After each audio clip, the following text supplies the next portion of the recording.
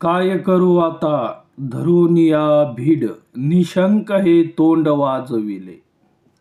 नवे जगी कोणी मुकयांचा जाण, सार्थक लाजून नवे गीत. आज 6 डिसेंबर 2024. भारतरत्न डॉक्टर बाबासाहेब आंबेडकर महापरिनिर्वाण दिन. बाबासाहेबांचा आणि वारकरी संप्रदायाचा फार जवळचा संबंध आहे.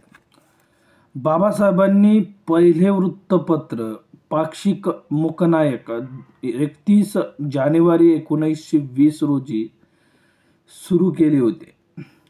या पाक्षिकाच्या पहिल्याच अंकात बोधवाक्य म्हणून डॉक्टर बाबासाहेब आंबेडकरांनी काय करू आता धरून या भीड हा अभंग वापरला आहे. तुकाराम महाराजांचा अभंग वापरण्याचे कारण त्यांना वारकरी संप्रदाय, त्याचं कार्य आणि त्याचा प्रभाव, समाजावर असलेला वारकरी संप्रदायाचा प्रभाव आणि संत साहित्याचा प्रभाव यांची पूर्ण जाणीव डॉक्टर बाबासाहेब आंबेडकरांना होती. जनसामान्यांच्या प्रबोधनाचे काम करावयाचे तर त्यासाठी त्यांना समजेल अशीच भाषा वापरणं गरजेची असते. त्या काळात आणि खरं तर आजही तळागाळातल्या समाजापर्यंत वारकरी संप्रदायांनी जे काम केलं आहे आणि एक आध्यात्मिक सामाजिक परिभाषा जी रुजवली आहे, त्याचा परिणाम खूप मोठा आहे. समाजातल्या प्रत्येक घटकाला सोबत घेऊन वारकरी संप्रदायाने ज्ञानेश्वर महाराज आणि नामदेव महाराज यांच्या काळापासून काम केलं आहे. संत ज्ञानेश्वर महाराज आणि नामदेव महाराज यांनी तर अनेक जातीपातीतील अनेक संतांना सोबत घेऊन उत्तर भारतात तीर्थयात्रेच्या रूपानं भारत भ्रमण करून वारकरी संप्रदायाचा आणि भागवत धर्माचा प्रचार प्रसार केला आहे. तर अशा या वारकरी संप्रदायाचं जे काम आहे आणि संतांचं जे विचार आहे, त्याचा समाजावर खूप मोठा प्रभाव आहे आणि समाजाला संतांची जी भाषा आहे ती अधिक प्रमाणात भावणारी आहे.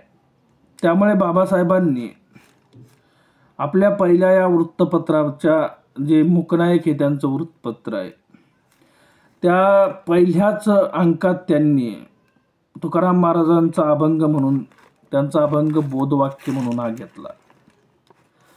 आपल्या मूक राहिलेल्या समाजाला बोलतं केलं पाहिजे, पण ते बोलतं करण्यासाठी सगळ्यात अगोदर या मूक समाजाच्या दुःखाला वाचा फोडण्यासाठी आपण त्यांचं नायक बनलं पाहिजे, हे डॉक्टर बाबासाहेबांना वाटलं. आणि त्याच पद्धतीने या मूक जनांमधून असंख्य मूकनायक तयार झाले पाहिजे हे त्यांना अभिप्रेत होतं. आणि त्यासाठी त्यांनी हा तुकाराम महाराजांचा अभंग वापरला. अभंगाच्या ज्या पुढच्या ओळी आहेत त्याही फार महत्त्वाच्या आहे, परंतु जागेअभावी म्हणा किंवा इतरही कारणांनी त्या ठिकाणी त्यांनी त्या प्रत्यक्ष वापरल्या नसल्या तरी सुद्धा त्यातूनही बाबासाहेबांचा दृष्टिकोन काय आहे आपल्याला अधिकपणे स्पष्ट होते.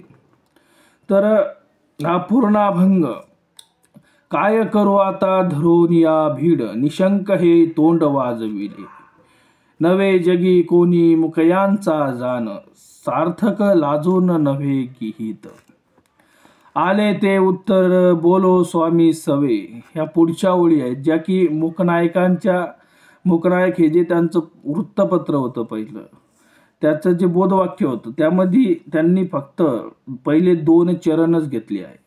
आणि त्या 2 चरणाच्या नंतर जे 3रं आणि 4थं चरण आहे, ते 3रं आणि 4थं चरण म्हणजे आले ते उत्तर बोलो स्वामी सवे, धीट नीट जीवे होनिया. तुका म्हणे जीवा सामर्थ्याशी गाठी, घालावी हे मांडी थापटून.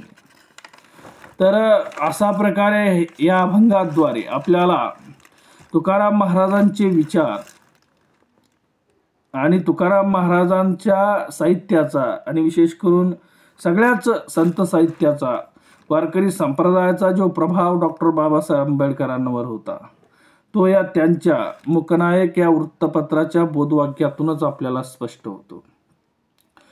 तर बलवानाशी गाठ पडली असता त्याला बलपूर्वक प्रतिसाद द्यायला हवा, मग तो देव का असेना.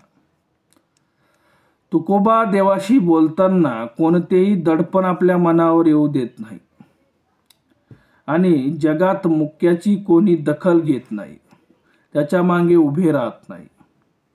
तेव्हा लाज भीड या गोष्टी सोडून धीट होऊन योग्य ते उत्तर दिले पाहिजे आणि ते निशंक होऊन दिले पाहिजे, असा या अभंगाचा सरळ सरळ भाव आहे.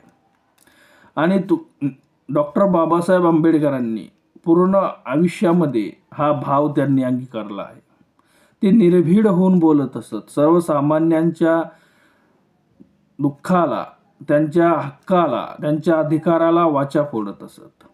अशा या महामानवाला, ज्ञानाच्या अथांग सागराला डॉक्टर बाबासाहेब आंबेडकर यांच्या महापरिनिर्वाण दिनानिमित्त त्यांच्या स्मृतीत विनम्र अभिवादन. धन्यवाद. रामकृष्ण हरी.